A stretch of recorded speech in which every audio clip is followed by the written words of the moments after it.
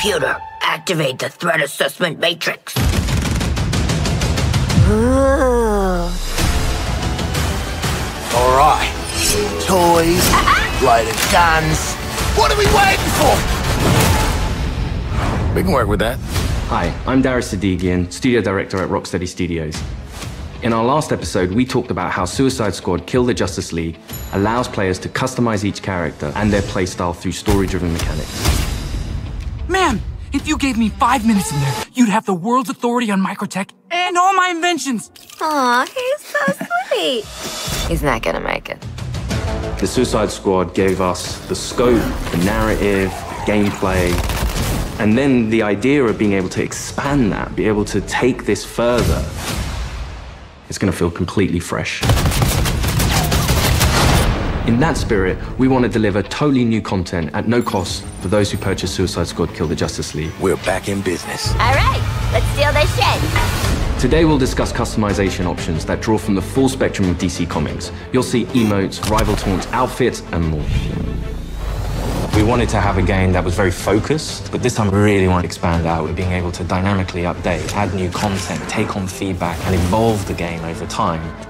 For the first time ever, we'll give you a preview of what's to come after the credits roll on our main story campaign. We always designed the game in a way that we really wanted it to be accessible for everyone. And for those players that want to delve even deeper into our gameplay and into our systems, it really is about delivering new places to explore, new worlds to be in, new stories, new characters, and creating unique ways for you to play. We're gonna give you the content you love. Speaking of, what are you doing, mate? I'm smiling. Let's dive into Suicide Squad Insider Episode 3. Welcome to Task Force X. From the onset, Suicide Squad, being a squad, felt like the right fit for the kind of game that we wanted to make.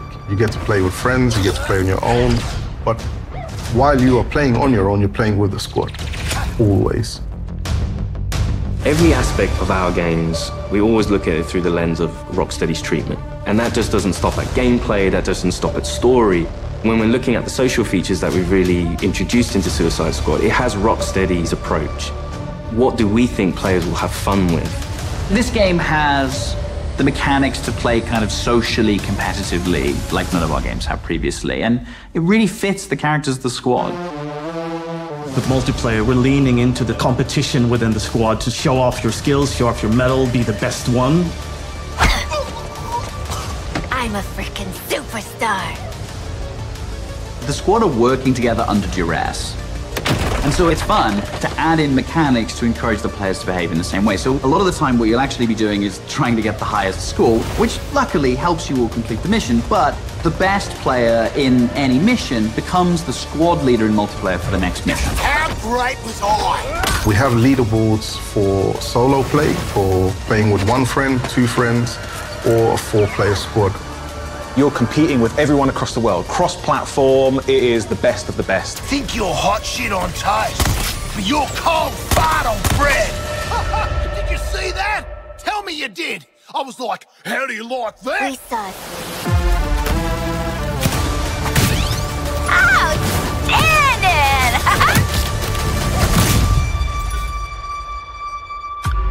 There's some really fun incentives for playing together as well as playing competitively. You can use the equipment that other players have equipped on their characters in your squad with the AI playing as the characters. And those players whose bots you use get rewards for you using those bots. And that's a really fun feature that I think the players will be incentivized because they'll get something out of doing too.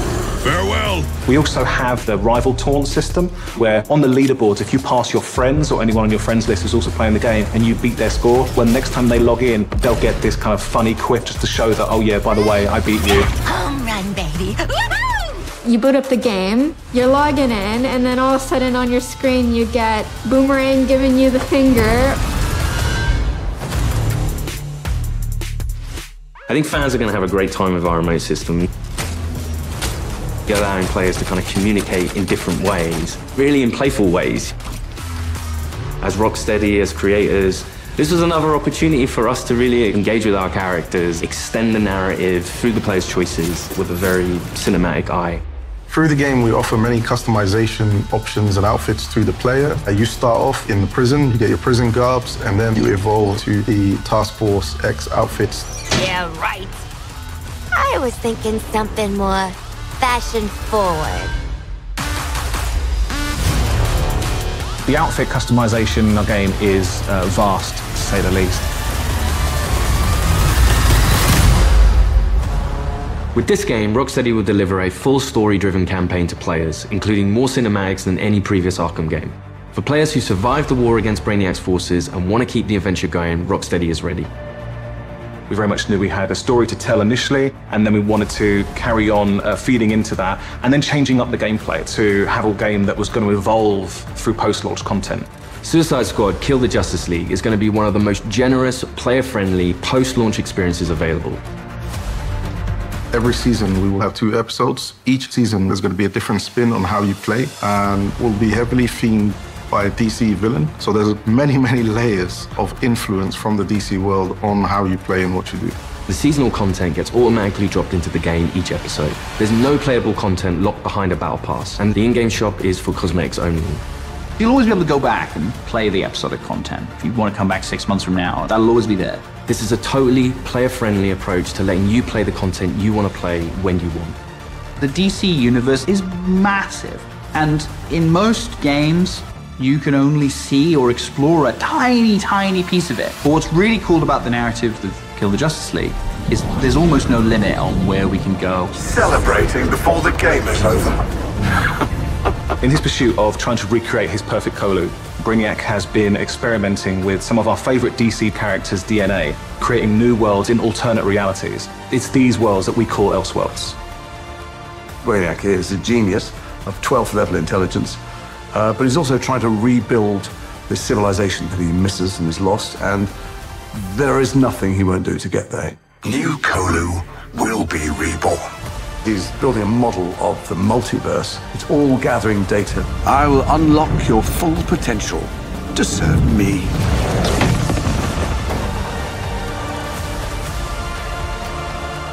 There's different versions of everybody in different universes, and their timelines have just diverged at some point.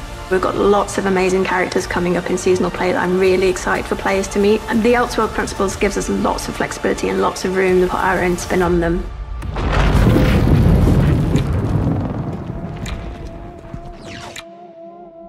So we get to play with a bunch of cool shit from alternate universes, and then what? Retire? When Season 1 launches this March, you'll be able to unlock a new playable character for your squad, the Joker. At least buy me dinner first.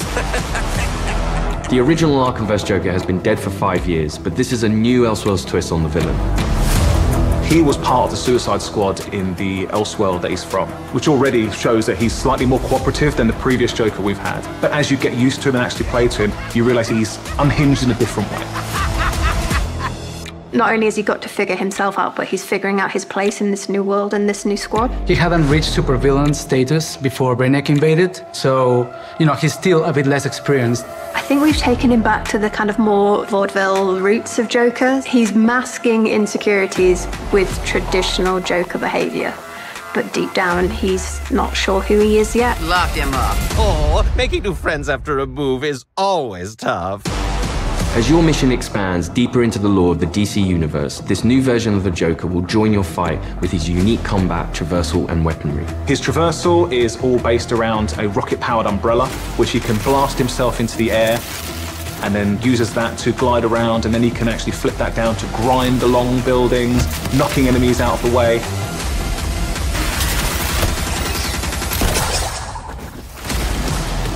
And the kind of frantic, vertical and horizontal energy that he has means you've always got to be moving and always attacking the enemies.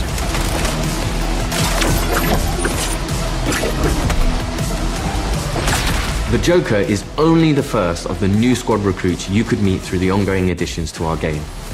Over time, we can build up a library of characters that DC fans might not have expected to see in a video game, like a regular comic book release.